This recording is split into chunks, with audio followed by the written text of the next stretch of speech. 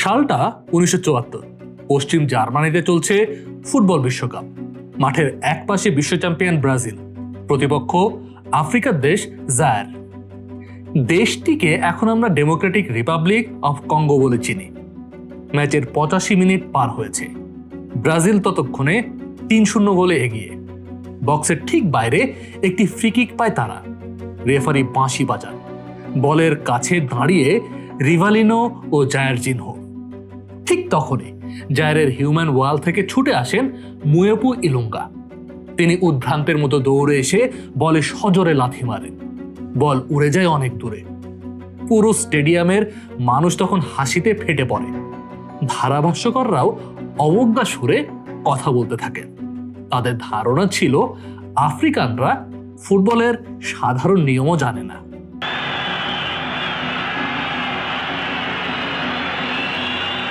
সারা বিশ্ব তখন এই ঘটনা দেখে হেসেছিল, কিন্তু ইলুঙ্গার সেই লাথি আসলে কোনো অজ্ঞতা ছিল না।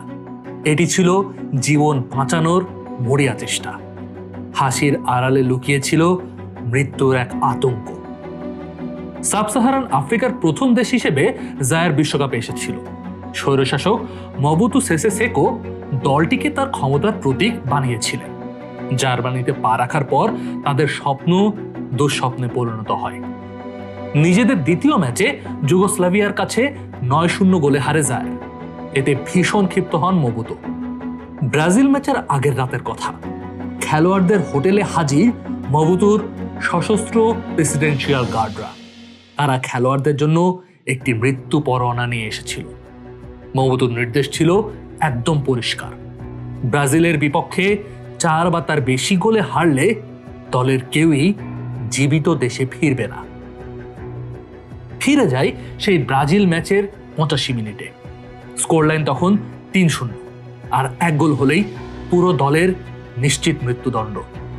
রিভেলিনো ফ্রি কিক নিতে যাচ্ছিলেন। ইলুঙ্গা এবং তার সতীর্থদের চোখে তখন মৃত্যুর ভয়। ইলুঙ্গা পরে এক সাক্ষাৎকারে নিজের ইচ্ছাকৃত কাজের কথা স্বীকার করেন। তিনি চেয়েছিলেন রেফারি তাকে লাল কার্ড দিক।